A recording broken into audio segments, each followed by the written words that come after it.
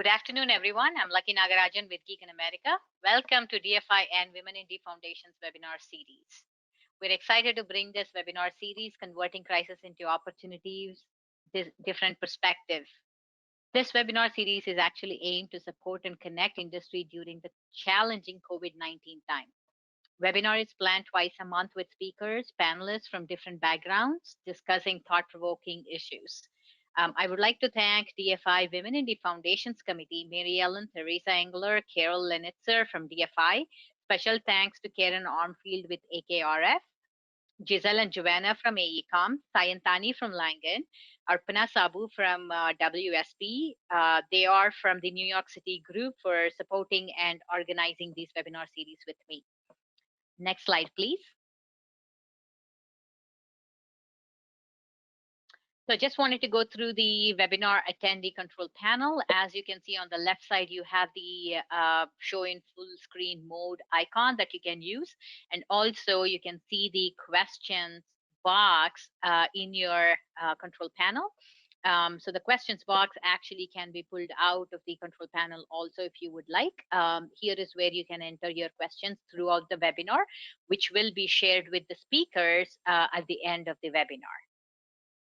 And you can also send us any issues you have with the audio or video during the webinar itself through the questions box. Next slide, please. So we do have a story time today before we start our webinar. The story time will be Daley Smith STEM. Joanna Smith, a geotechnical engineer at Aecom and STEM educator, will be sharing her story today.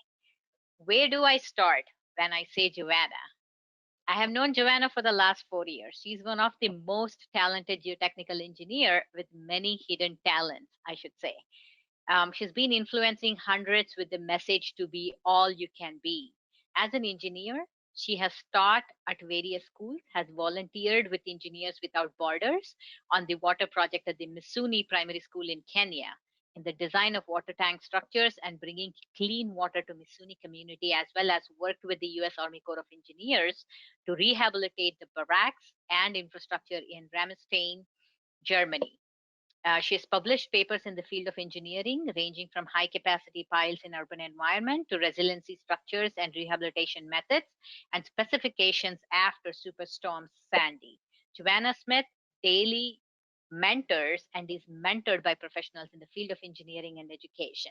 She says, welcome to the movement where we continue to press forward in creating strong resources to enhance the skill set and opportunities for STEM where the need is the greatest.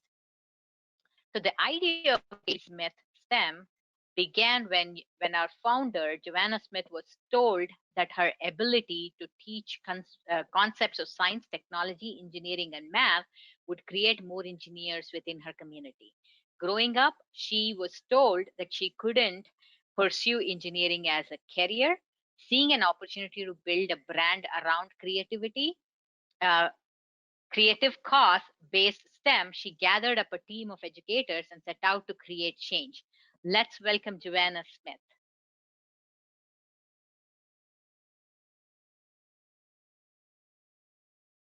Hey everyone, Lucky, thank you so much for that beautiful, beautiful introduction. How's everyone doing? Thank you all so much for being here with Story Time with a Woman in Deep Foundations Institute. So you may be looking at my company name and saying, hey, what does Daley Smith STEM mean? So just giving you a little bit of background, my mother's maiden name is Daley, and my mother is a doctor in nursing practice. And she came a little bit more from the field of STEM, but more from the medical side and technology. My dad's name, my name, is Smith, and he came from a background of finance, and so therefore we have the numbers. And both of my parents were very influential in allowing me to recognize the importance of education, allowing me to recognize the importance of numbers, technology, and math in any field. And so, I just thought it was very important to continue their legacy as I do the same for my community and for those around me. So for all of us here, of course, we know what STEM is, but I'm going to say it again. STEM is science, technology, engineering, and math. So just a little bit about me. I founded this company simply because I thought it was very important to make sure that those around me understood what STEM was. As I continue to teach and as I continue to mentor and as I continue to, be very focused on different career days, I recognized that students loved music, they loved the arts, they loved reading, some of them. But when it came down to math and science, there was some type of fear there. There was a little bit of difficulty depending on the zip code that I was in. And so that task of understanding math and science or those goals seemed a little daunting. And so I said, hey, Joanna, what is it that you can do at this time in your career and from what you've seen? I said, hey, you know what? We're going to create a company that is able to bring different scientists, different resources, the aspect of engineering. Of course, I'm a little bit biased, and so everyone will be doing a course in geotechnical engineering. But we are looking at various aspects of engineering, especially strengthening the math and science skills of the students who are a part of our program. So what do we do? So this company focuses on grades K through 12. And simply so because in eighth grade, what a tender age, I knew that I wanted to be a geotechnical engineer. Not necessarily geotechnical, but civil. And here's how it started. I was driving with my dad and coming back from school, and I saw an opening in the road and something green was sticking out. And I said, what is that? So I went online and I put in men working on the road because that's exactly what I saw. And I said, I'm going to be a civil engineer because that was the first thing that popped up. And in high school, I went to all of these different programs and went to find out different types of engineering and was a part of the high school scholars program. And then, in doing all of that, fireproof and electrical, I knew it was civil engineering that I wanted to do. And I said, eighth grade was such a tender age for me to know that. And so I said, it's important to not only go into the high schools, but really be a part of the students at the K through 6th and 8th grade level. And so this is what we do. We are very poised, if you will, on the science aspect of our program. So we teach through nature, of course, chemistry, and different type of hands-on experiments within the Daley Smith Music program. Also technology such as coding, robotics, familiarity with basic coding skills, as well as different programs such as your Word, your Microsoft, Excel. We know that's a very big deal, especially in geotechnical engineering, and different programs for different engineers. Through engineering, we are introducing students to all different fields of engineering, not only just different fields of engineering, but as I said before, I'm a geotechnical engineer, and so are most of you here. And so we are also emphasizing the geotechnical engineering effect within this program. And of course, we know math stands as a cornerstone of anything that we do, not only just in engineering, but in the world around us. So the question is, how do we use math in our daily lives, right? When we think about finance, when we think about our paychecks, when we think about the application of engineering, how do these numbers really calculate not only two numbers, but also being calculated in our daily lives and application? And so this is a well-rounded program for students so that they understand the basis and the fundamentals and the concepts of STEM. And they can be applied anywhere, not just in engineering, even though we are, that's our major goal, to create engineers, but also to strengthen the skill set of math and science within our communities. And so, as we just leave here from our story time, I hope you all enjoyed it really quickly, and I hope that you are pumped as well to continue to create more engineers. If you are interested in being a part of this movement, feel free to reach out to me. Our motto here is where we create engineers. We build, we encourage, and we create engineers through STEM, not only now, but also for the future. All right. And here's my contact information, Daley Smith Incorporated, or INC, at gmail.com. My website is joannagracesmith.com. That's my whole government, guys. And you all can go ahead and take a look at that if you'd like to take a look at the barcode for some more information on my website. So thank you all so much for being here. Lucky, thank you so much for the time. And I hope you all enjoy the rest of our time here with Women in Deep Foundation. Thank you so much, Joanna. Health and finance, Daley Smith, how cool that is. I'm sure they're the great influencers of who you are today, for sure. 8th grade, that is young. And of course, we are brave, inquisitive, and filled with imagination. Start young is the way to go. I like that. And also, it was amazing to see the different programs that Daley Smith is introducing younger minds to. Thank you so much, Joanna, again. Next slide, please.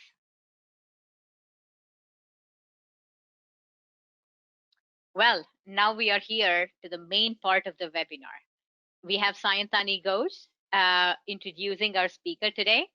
To speak of power of networking, Sayantani and I connected 3 years ago, and during one of the DFI conferences, and the journey has been amazing. Sayantani is passionate about geotechnical industry, awesome engineer, always comes up with the great ideas, and super cool to work with. That's what I want to say. A little bit about Sayantani now. She's a project engineer in Langen's New York office, where she works on high-profile projects for private developers, universities, and public agencies throughout the New York City metropolitan area. Sayantani's work has included design and construction, inspections of developments with deep excavations adjacent to subways and landmark buildings throughout New York City, such as NYU Langone Medical Center, American Natural History Museum Glide Center, New York Methodist Hospital Community Center for Health, and the Hudson Yards platform. Sayantani currently serves as chair for technical lecture of the AEC Metropolitan Section's Younger Member Forum, and is highly active in Women in Deep Foundations USA, as well as DFI India Women in Deep Foundations group. She's also the co-founder of Women in Deep Foundations New York group. She has brought students, professors, and young industry professionals together through networking, career development, and technical events. Welcome to webinar, Sayantani. I'll let you take it over. Thanks a lot for the amazing introduction, Lucky. You're always too sweet and kind to me. Thanks a lot again for that. Now, good morning, good afternoon, and good evening to all the fellow participants from around the world. I hope you all had a great long weekend. Thank you so much for taking your time out for joining this session and supporting us since the beginning of this webinar series. Can we have the next slide, please? Today, it's my absolute honor to introduce our keynote speaker, Charles Vitchers, for today's session. Charlie, are you here? There you go. Charlie Vitchers has worked in all aspects of the construction industry for more than 40 years. He's currently working as a general superintendent for Tishman Construction in New York City, constructing the new Gilder Center building at the American Museum of Natural History. Charlie was the general superintendent assisting in the recovery operations after 9/11. He's also the co-author of the book, 9 Months at Ground Zero, the story of the brotherhood of workers who took on a job like no other. I really have to add that working with Charlie at the project American Museum of Natural History since last 9 months has been an experience in itself. He is like an inspirational personality for every person on the job site. He taught us to be resilient in hard times, how you can be a Santa and spread happiness around while being someone who can really stand up for anything wrong being said and or done around. He's an avid fisherman, furniture designer, and outdoors man. Charlie lives both in Pennsylvania and New York City. And with this, I now give the control to Charlie. It's all yours. Why? Thank you for that great introduction. And Women in Deep Foundations, I've got to give you a lot of credit. Engineering is very tough. I think when I retire, I might become an engineer next, if you can see that. Again, it's 19 years, almost to the day by the end of this week, where I think most of us we'll never forget where we were on 9/11 that day. And the world changed for just about everybody in the world, especially me. I was asked on day one, on September 11th, if I would help and go down to the site, which completely changed my outlook on many aspects of life and how we should cherish every day that we have on this earth, and teach respect to everyone, because you never know what's around the corner. I was started off in the business as a young lad up in Pennsylvania. I was originally born in Manhattan, but we moved up to Pennsylvania when I was in 7th grade, and I ended up finishing high school up there. And I started with mostly physical jobs, landscaping, cutting trees down, and I had the opportunity of an offer of a job to get into the Carpenters Union in Manhattan, which I joined in 1978, which gave me a lot more money, gave me an opportunity to raise a family, and I resided in Limbrook for probably 17 to 20 years. My jobs mainly ranged as a carpenter all over Manhattan, very rarely in the boroughs, so I knew New York City pretty well. And through my experience as a carpenter foreman, I got friendly with the general contractors, and I was offered a job with, at the time it was Laird McGovern, which was one of the major contractors in New York City working on high-rise buildings. They turned to Laird McGovern Bovis, then it was Bovis, then it was Bovis Lend-Lease, and I spent about 20 years with them. Up until the last 10 years, I have now been an employee with Aecom. I followed one of the executives from Bovis who moved to Tishman back then. And it's been very rewarding. Every job is different. I love what I do. And I think that being a people person, if you're going to be in this business, you have to be. With that said, the morning of 9/11, I was doing my job just like everybody else, and we heard a plane had hit the building downtown, and nobody thought it was a big deal until the second plane hit, whereas we all went down and were staring at the television. By that time, I had gotten a call from my boss, the CEO, telling me to shut down the building, send all of the workers home, and to stick around to let me know what was going to be asked of me later that day, which was very simple. Did you want to go down and help us out? My answer was immediately yes. And I made my way down to the World Trade Center that evening. Unreal was what I thought going down there, because as I walked downtown from uptown, I watched Building 7 on fire and collapsed. And then the security guards, the cops, everybody that was closing people down from walking below Canal Street were gone. So I ended up venturing my way down there and meeting up with a couple of the guys from my company at that time. We spent a good part of the night there, and I had an apartment in Manhattan. So I went back to the apartment at about 11 o'clock at night, couldn't sleep. I got back up and I went back down to the site before the sun came up, and it was completely chaotic. I think trying to find what I could do was difficult because no one had been given an assignment. There was just so much going on with equipment coming in, and nobody was really taking the helm and saying, this is what we need. So we started having meetings every morning. And one of my first assignments was to hook up with one of the structural engineers, which I believe was Lyra. They were all down there. I have to give kudos to every engineering firm in New York City. My assignment was to go to the perimeter of the buildings and do an assessment of the damage on all of the buildings outside of the actual ground zero site. Everything east of Broadway, south of Liberty Street, west of West Street, which was the financial buildings, the AMEC buildings, which was obviously all the windows were blown out.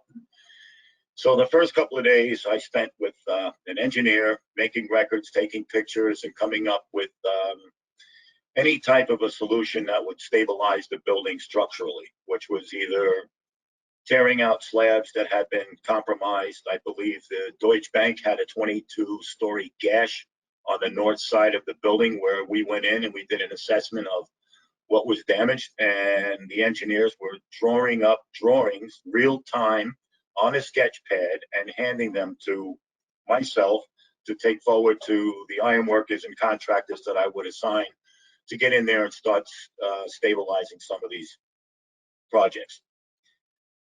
I later found myself very involved with the New York City Fire Department while we started to get into the interior of the slurry wall, which was where a lot of the fire department members and the police, all of the law enforcement members were known to have gone. We knew that there were a lot of victims in the site. We didn't know how many. It was very scary the first couple of days down there. The numbers were coming in at maybe 60,000 people. It was unreal as to try and get your head around what we were actually looking at here. Doesn't make it any better that there was 4,000, less than 4,000 people, but let me tell you something, one person is all it takes. There were a lot of things that needed to be addressed immediately, such as safing off the area. We discussed everything from how are we going to secure the exterior of the site.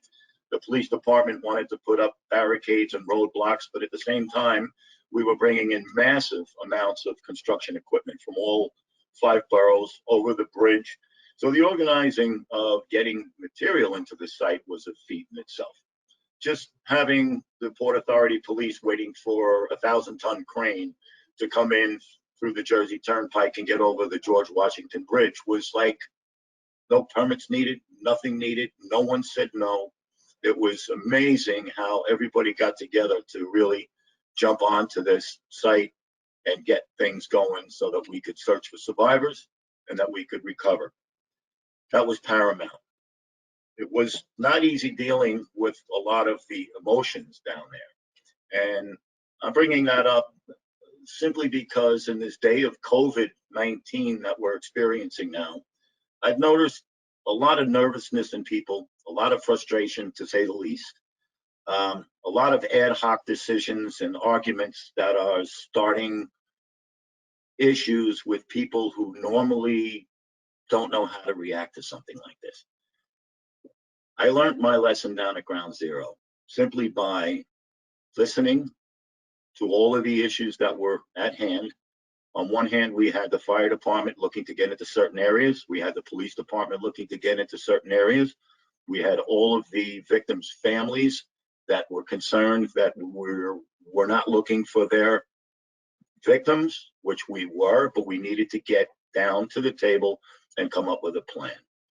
One of the hardest things I dealt with down there was I didn't know who to listen to.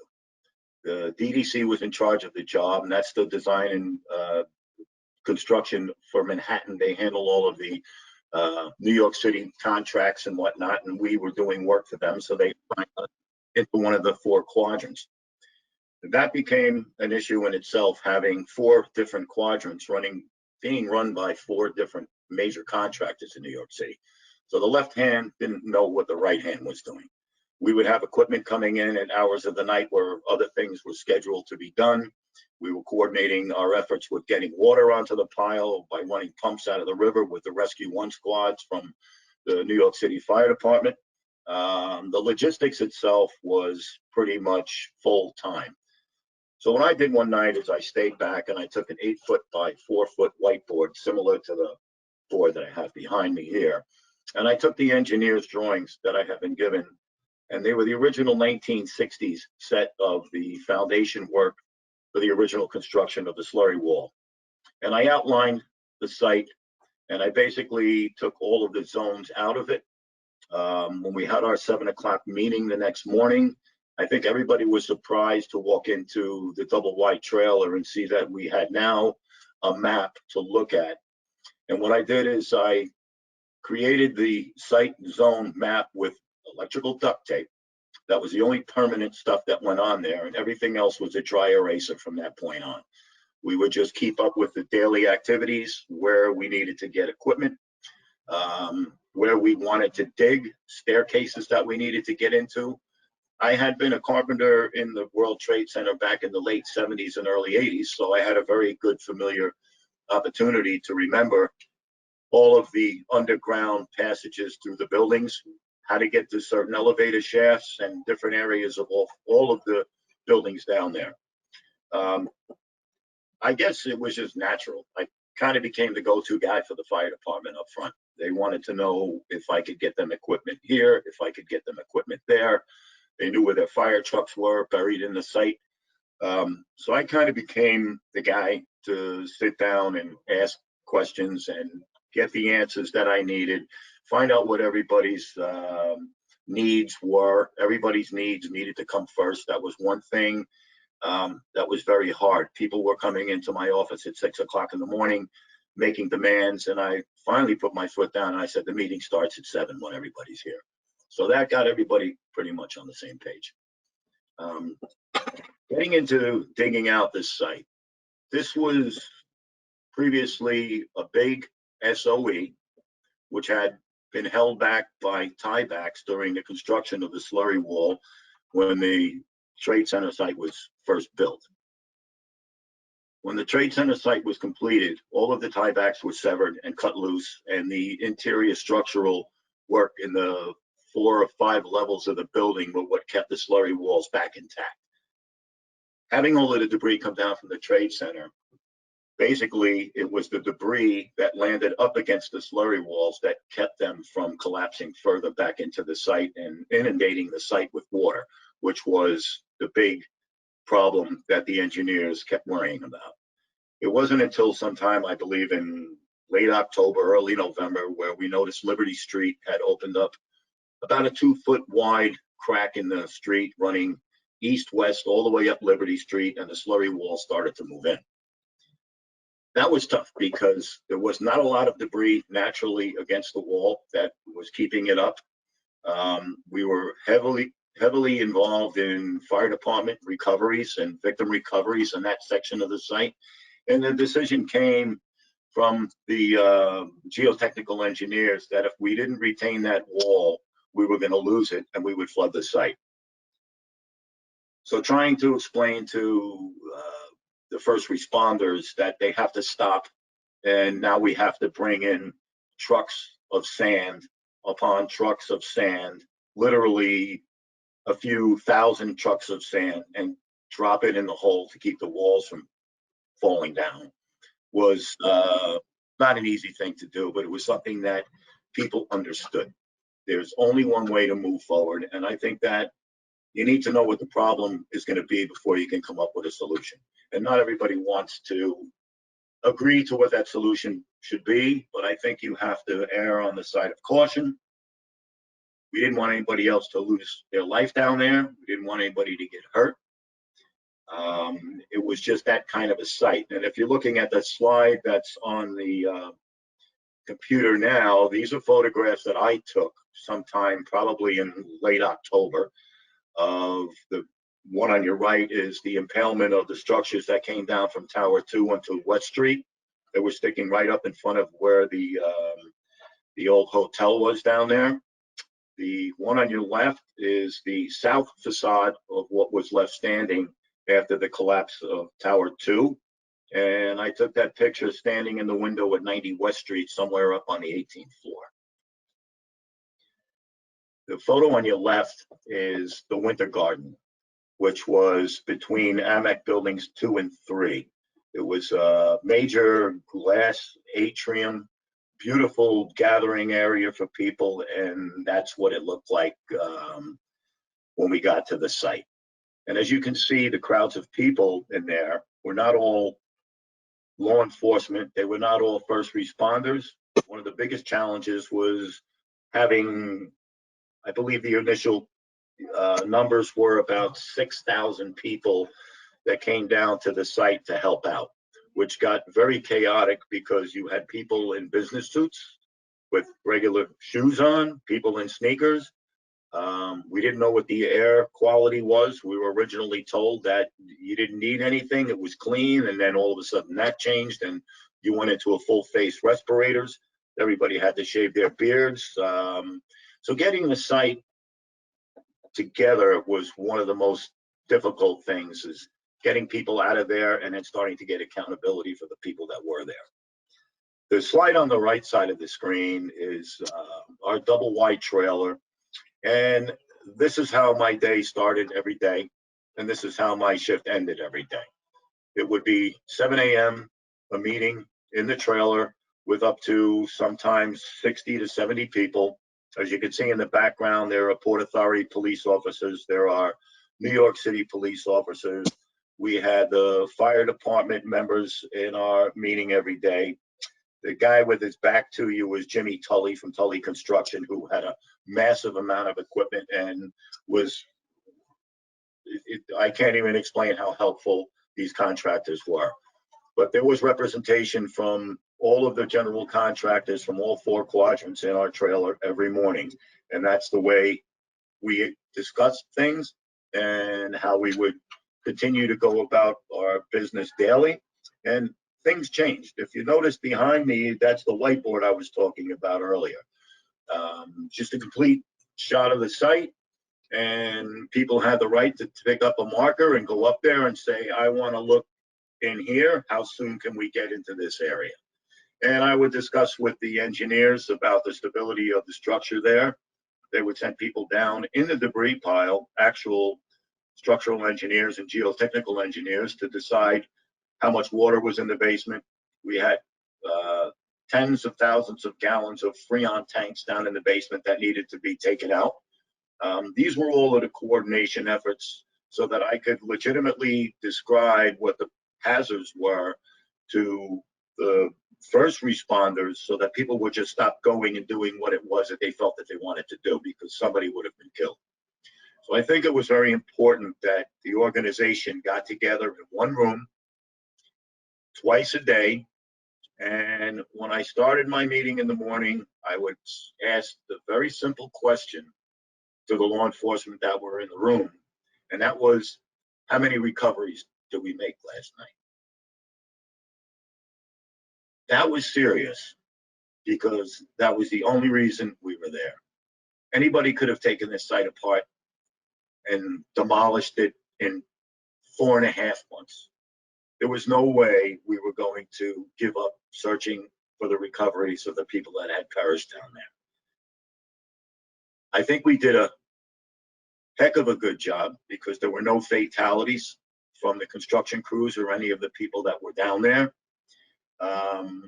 We did have a couple of issues where Port Authority police wanted to know where their cars were, and we told them they're all crushed in the basement, and they had guns in the trunks. There was a lot of craziness going on down there that people wanted to do, and we basically put everything onto a calendar.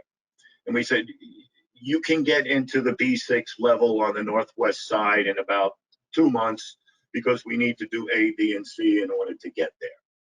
We knew there was water problems. We set up well points around the perimeter of the site on Liberty Street and West Street. I believe we had a total of probably 48 well points right behind the wall, trying to relieve the hydrostatic pressure off of that. And then we started with the tieback installation, whereas the slurry walls were 22-foot wide panels by 3 foot thick, and they were integrated end to end with each other. So we were given the task to re-tie the building down with new tiebacks. We had a fellow, George Tamaro from Musil and Rutledge Engineering, who was one of the original engineers for the construction of the Trade Center. He actually came out of retirement and started to attend some of our meetings. He was the one that produced the drawings from the original tiebacks. And George simply said, Charlie, you have to put in new tiebacks. You're not going to be able to drill through the old tieback. So every one you hit, go 2 feet below and drill a new tieback in. So that we were off to the races. We got several firms that were capable of doing the drilling and installation of the tiebacks. And don't forget, this was all real time. People weren't signing tickets. People weren't going out to factories to check welds. People were not doing anything other than getting the material and the manpower there as quickly as they can and start work. All of these submittals and whatnot on a normal job site, none of that applied here. You basically relied on the best practices from the professional engineering firms and construction firms that you had down there. it was a big matter of trusting that it was getting done correctly. And that's basically how things ended up getting done down there. The accountability for the manpower, that was handled through project management. My role and the role of the people that I was with was basically boots on the ground, observe and report, and whoever needed something, as soon as we could get it to them, we got it to them, and things just moved on. The success of the installation of the tiebacks was extremely difficult, but it happened, and it was because of the debris. This wasn't an SOE where you're digging out dirt and you're going down in lifts and installing tiebacks and continue down. This was a mangled debris of steel, very little concrete because most of that had been pulverized. Steel, trucks, cars, we were digging down, we were finding the most crazy things. So we had to come up with a formula to hopscotch the installation of the tiebacks from, say, panel L1, and then we would jump over to panel L7, and we would go down 2 lifts, put in 4 sections of tiebacks. Then we could dig out between panel L2 and L5 and continue in that fashion. So it was sitting at the table every day, looking at the drawings and deciding with the contractors where they could go to be the most productive. And that basically set the precedent for the fire department and the law enforcement and first responders to have a path to follow. And that was very important because they all had their own beliefs of where they wanted to go and how they could dig. And it became a reality when they were told you cannot dig within 75 feet of the interior of the slurry wall until the tiebacks were installed, which they thought was slowing the job down, but it actually accelerated our pace and our ability to get them in where they needed to get.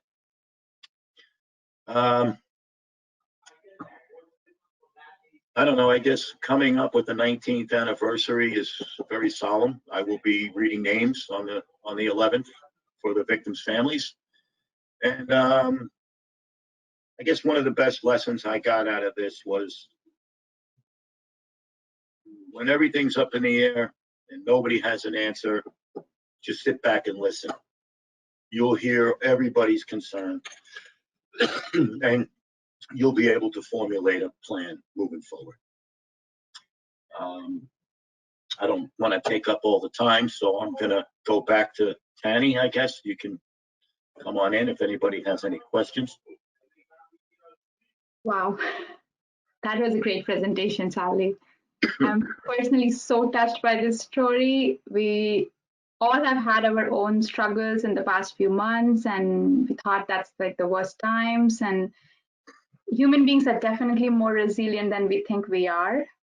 And thank you so much for talking to us and telling us the importance of how a good leadership and teamwork with a touch of humanity can really sail us through extreme difficult times. So thanks a lot for that. Thank you very much. Thanks, Joanna, for sharing your experience with us as well. I'm sure just like me, everyone else have gained immensely. So now I would like to, so we got some questions for both of you. I'll start with Charlie. Sure. So what's the biggest lesson for you from these two difficult phases, both recovery of 9/11 and the COVID-19? Well, with 9/11, I would think that one of the biggest lessons I learned was kind of what I spoke about a little earlier, was to look at the big picture. When you walk into something that is totally chaotic, you have to find out where you fit in, because you're not walking into an assignment. When I get down to ground zero, it was like, who are you? And I'd say, Charlie Vitchers. And they say, well, what do you do? I said, well, what do you want me to do? It wasn't like I was given an assignment. So I listened, and the 9/11 taught me to listen to what other people had, to gather all the information on what was important to them and put it somewhere on paper that we're going to get back to with an answer so that everybody would be satisfied how we're moving forward. Do what matters most. As far as the COVID, I think For me, wearing a mask at 9/11, it doesn't really shock me now to have to be told to wear a mask, because I lived through that, and I lived through that for 9 months. But people are nervous. People are frustrated. People are been cooped up. They've been quarantined. They want to get out. Everybody's wondering for that when that magic wand is going to be spun and everybody's getting back to normal. Well, I think that I've already resigned myself to the fact that I'm not going to be going out to the movies anytime soon. I'm not going to be going to the mall. I want to see my grandkids. They can come up and we can hang out. And I'm going to change the way I approach social gatherings just to be on the safe side, because I don't want to be getting sick, and I don't want to be a carrier and know that I've gone somewhere and caused havoc. I think we need to just sit back and not so much relax. I know people have lost their jobs. My wife lost her job. I know plenty of people that are out of work. I think certain companies just furloughed another 120 people in the past 3 or 4 days. So it's not going to get any easier out there. But I think that people just need to talk about what it is that they need, get the help that they need. If people are suffering mental crises right now because of losing their job, or you see arguments, you see divorces are going to go up, the same stuff that happened after 9/11. I've seen it before. I think that people just need to be able to keep a cool head, do your social distancing, and go with the science and go with the engineering, the technology, and the math. Thank you. Thank you. So, Joanna, I know you spoke about Dave Smith, but there's tons of other things that you do, and I mean, we all know about it. I'm just saying specifically for Dave Smith, like what motivates you to keep the initiative going and making it like bigger, or for a better reach, or like what is your biggest motivation about it? I really love what Charles said earlier about listening. And it was funny that he said that, because I heard it again. I heard it earlier today. I was listening to one of my favorite motivational speakers, Eric Thomas, and he was speaking about the lion, and kind of like how the lion, in the jungle, maybe moving up and down. And then you see, like, when the lion is about to get into this zone of focusing, it kind of stops, and it's paying attention to everything that's going on.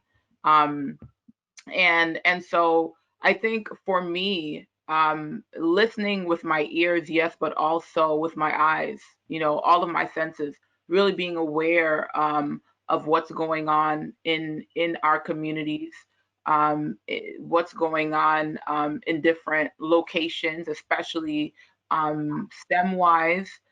Everything. Elon Musk just released some more information about building some tunnels in different areas. We want cars that are possibly going to be flying or going to be moving faster, using electric vehicles versus gas and water, hydrology, just different forms of technology. And I think it's very important to make sure that everyone is a part of that topic and a part of those initiatives where no one is being left behind. And so for me, especially kind of with the many things that I do, I've recognized that STEM is a language that everyone understands. If you go to Germany, if you go to England, if you go to Africa, wherever you go, numbers speak a language. And I think it's important for everyone to be fluent in that language.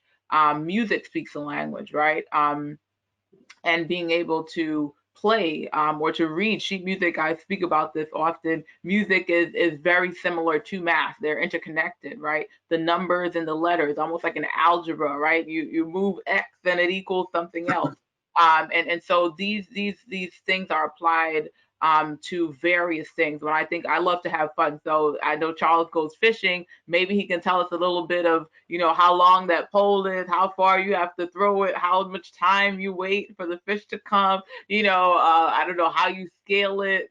I'm sure that depending on the length of the fish, you might have to throw it back if it's not the season for, so all of these things, that we may look at as just kind of being mundane or, not necessarily having scientific emphasis, they really do.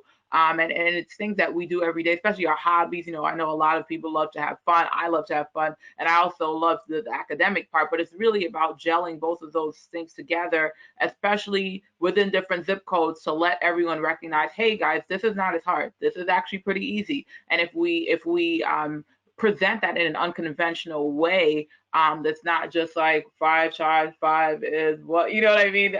We're able to, especially using our hands, and we're able to create more understanding, more concepts of understanding, so that it's not just, this methodical kind of writing and not necessarily understanding what's going on. So for me, I know I said a lot, but that's kind of like my big picture, and that's the reason why I'm doing what I'm doing. I'm listening. I'm seeing what's going on. I see, the future. I see somewhat of where we are now, and I'm also looking at the past, and I'm saying, hey, there has to be a gap that we can bridge, or there has to be a way to kind of push this forward in a way that is fun, that's exciting, that still has technical background, and that's building the next generation for now and for the future.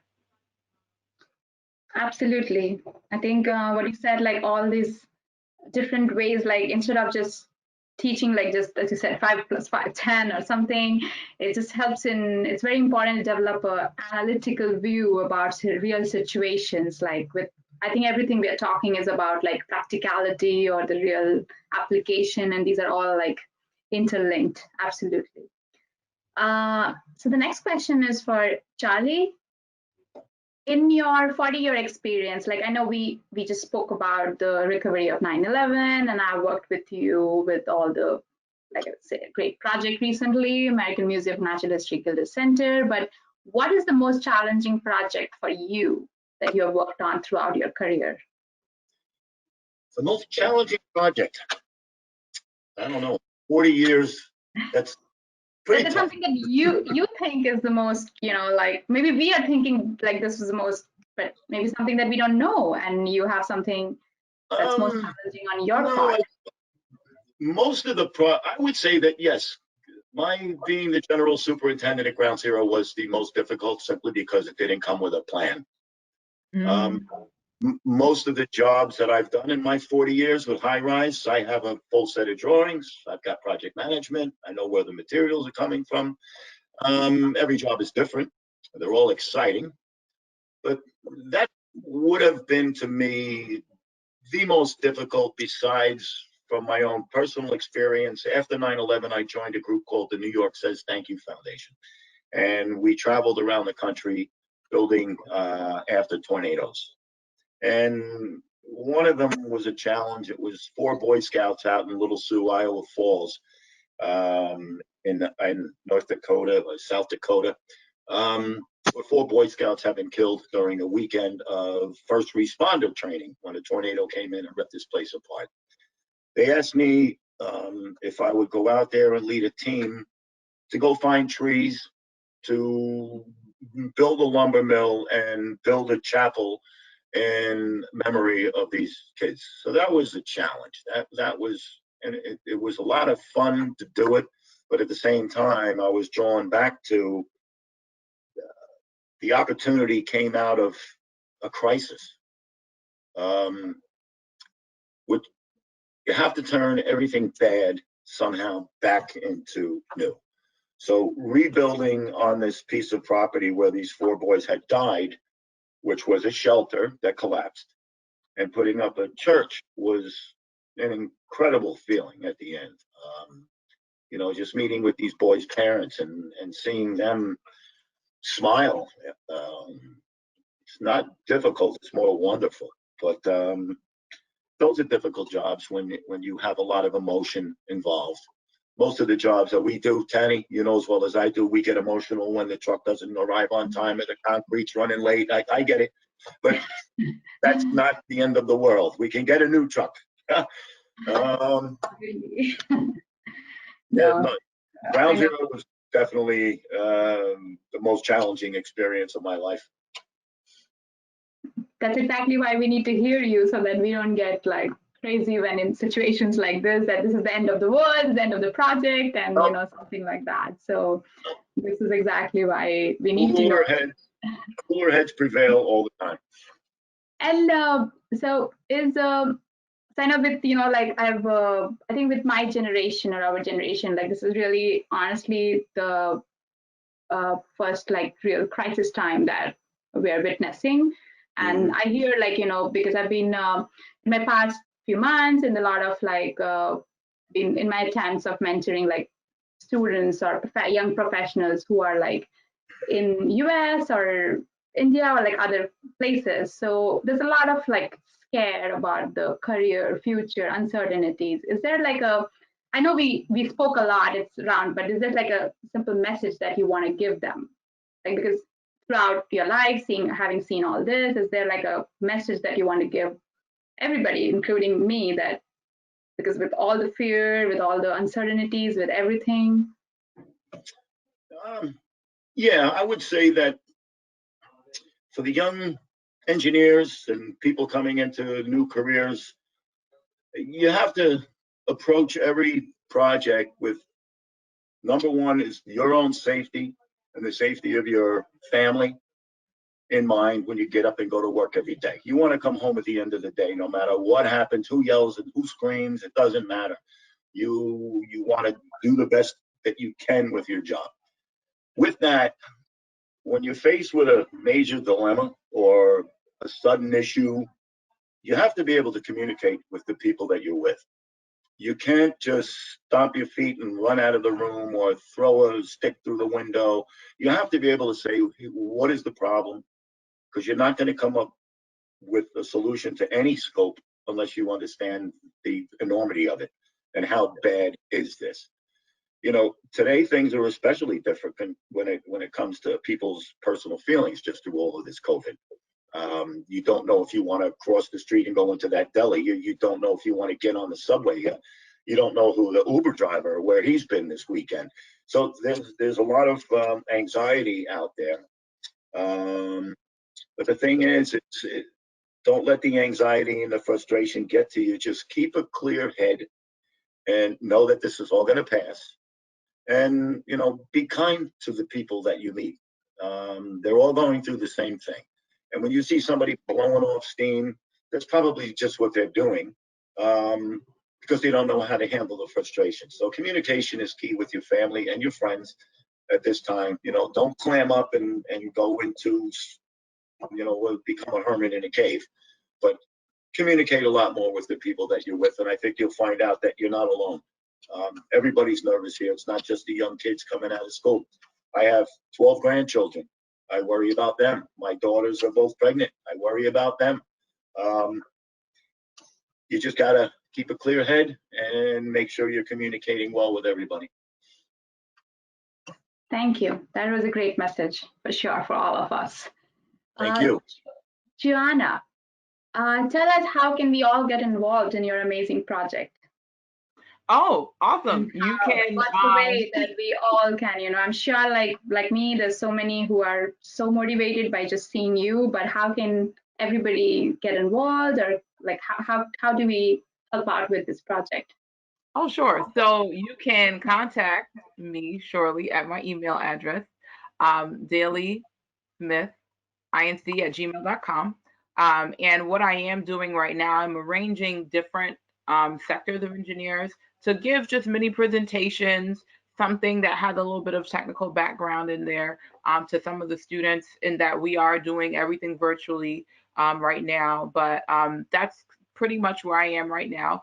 And if you have any other ideas in terms of how you think this would be able to benefit another program that you are working with, or where you'd like to see students see more engineers from different backgrounds and different descriptions, different scopes of work, feel free to also let me know that. We are also traveling in terms of the virtual travel to different schools and different spaces. And so that is basically how we can get involved right now. As we continue to expand, there will be more than enough other opportunities. But I'm really happy that everyone is listening around the world. You know, I'm happy that we all are engineers and superintendents, and I recognize how much the hands-on approach, as Charles spoke about being a carpenter, right? Yep. At the beginning of it, to really open, you know, your mindset to see the bigger picture. We can see how vital that is. And so some other things like that are coming on as well, so that we have the vocational and, you know, the academic side of this as well. So just stay tuned. More information, any other, you know, suggestions you have, feel free to email me. And I look forward to working with everyone. Thank you. With both of my most favorite people on this discussion, I can keep going on and on. I just don't want to stop, but I think we have to respect all the speakers, like time and everything. So I let Lucky take over. Thanks a lot, both of you, again, for the amazing webinar today. Thank you. Thank you. Thank you, Tani. Thank you, Charles. Thank you, Joanna. This was amazing. As we're getting close to September 11th, 19th anniversary, it was so great to hear Charlie talk about being there, right? Experiencing the emotions and seeing the destruction, and share stories of powerful, right? Way of community coming together to help Yep. each other. It's almost like, Charlie, you're born to do this. If I can say that, Once is enough. that was very impressive. Thank you. Thank you for being a speaker today. And Joanna, I can't thank you enough. Every time I talk to you, there is a new talent coming out of you. And we'll be happy to contribute any way we can to Daley Smith. So keep us in mind and let us know what you need from us. Thank you, Tani. Thank you for moderating. You did a damn good job. Thank you. Fantastic. Yes. Thanks. Thank you. Okay. And I just want to thank again DFI Women in Deep Foundations Committee, Mary Ellen, Teresa, Carol Lenitzer, and Jamie as well. Thanks to Karen Armfield with AKRF, Giselle and Joanna from Aecom, Sayantani from Langan, and Arpana from WSP for supporting and organizing this webinar series with me. For our next webinar, which is on September 22nd, again, the same time, noon to 1 p.m. Eastern Time, we are bringing Vanessa Gamaris, founder, CEO. She will be talking about Trajectory of the Company program that helps certifying women in management. She is going to be talking to us from Brazil. So don't forget to come back in on September 22nd. It will be amazing. Thank you so much. Have a wonderful week, short week, and see you all on 22nd. Thank you. Thank you. Thank you.